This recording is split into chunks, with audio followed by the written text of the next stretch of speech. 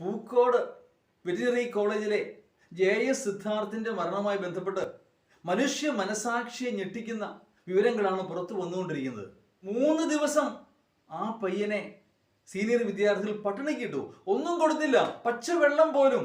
ദേഹോപദ്രവവും മാത്രം. നമ്മൾ ഓർക്കണം, ഓരോ അച്ഛനും അമ്മയും ഒക്കെ ആ കുട്ടികളെ എങ്ങനെയാണ് വളർത്തിക്കൊണ്ട് വരുന്നത് എന്ന്. കൈ വളരുന്നോ കാല് വളരുന്നോ എന്ന് നോക്കി കണ്ണിൽ എണ്ണയൊഴിച്ച് വളർത്തിക്കൊണ്ടുവരുന്ന കുട്ടികളെയാണ് കോളേജിലേക്ക് അയക്കുമ്പോൾ ഇങ്ങനെ പീഡിപ്പിക്കപ്പെടുന്നത്. എങ്ങാനും പിണങ്ങി ഒരു നേരം അത്താഴം കഴിച്ചില്ലെങ്കിൽ അച്ഛൻ ഇടയ്ക്ക് പറഞ്ഞുകൊണ്ടേയിരിക്കും, എടാ കഴിച്ചിട്ട് കിടക്കടാ, മോളെ കഴിച്ചിട്ട് കിടക്കടി, മോള് കഴിച്ചില്ല മോൻ കഴിച്ചില്ല എന്ന ചിന്ത ആ മനസ്സിലെ അലട്ടിക്കൊണ്ടേയിരിക്കും. അവർക്കൊന്നും കഴിക്കാൻ തോന്നുകയില്ല. കാരണം മക്കളാണ് മാതാപിതാക്കൾക്കെല്ലാം. അങ്ങനെ വളർത്തിക്കൊണ്ടുവന്ന തൻ്റെ പൊന്നുമോനെ 3 ദിവസം പട്ടിണിക്കിട്ട് ദേഹോപദ്രവമേൽപ്പിച്ചു, പീഡിപ്പിച്ചു, മൃതപ്രായനാക്കി എന്നറിയുന്ന അച്ഛൻ എങ്ങനെ സഹിക്കും? ശരിക്കും ഇതിന്റെ യഥാർത്ഥ കുറ്റവാളികളെ കുട്ടികളല്ല.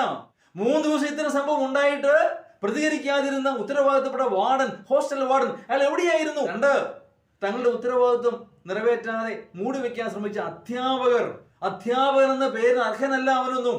പിരിച്ചുവിടണം, അറസ്റ്റ് ചെയ്യണം. എല്ലാവരിലും ഉപരി college dean act of omission and commission ചെയ്തില്ല, ചെയ്യേണ്ടപ്പോൾ ചെയ്തില്ല, മൂടി വെക്കാൻ ശ്രമിച്ചു, അറസ്റ്റ് ചെയ്യണം.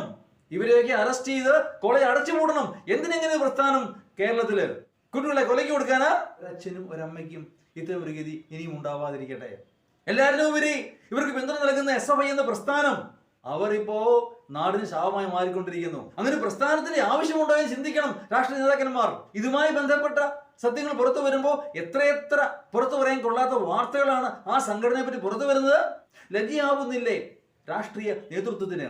പ്രതികരിക്കേണ്ടിയിരിക്കുന്നു. ഈ സ്ഥാപനം സർക്കാരിന്റെ ഫണ്ട് സ്വീകരിച്ചാണ് പ്രവർത്തിക്കുന്നത് എന്ന് പറഞ്ഞാൽ എന്റെയും നിങ്ങളുടെയും പണം, ടാക്സ് പേയേഴ്സ് മണി, നമ്മുടെ പണം കൈപ്പറ്റി ശമ്പളം പറ്റുന്ന ഈ അധ്യാപകരും അനധ്യാപകരും ഒക്കെ ഈ വിദ്യാർത്ഥികളെ കുരുതിക്ക് കൊടുക്കുക എന്ന് പറഞ്ഞാൽ എവനേക്ക് വെച്ചുകൊണ്ടിരിക്കാൻ പാടുണ്ടോ? അറസ്റ്റ് ചെയ്യണം, പിരിച്ചുവിടണം, ശക്തമായ നടപടി എടുക്കേണ്ടതാണ്.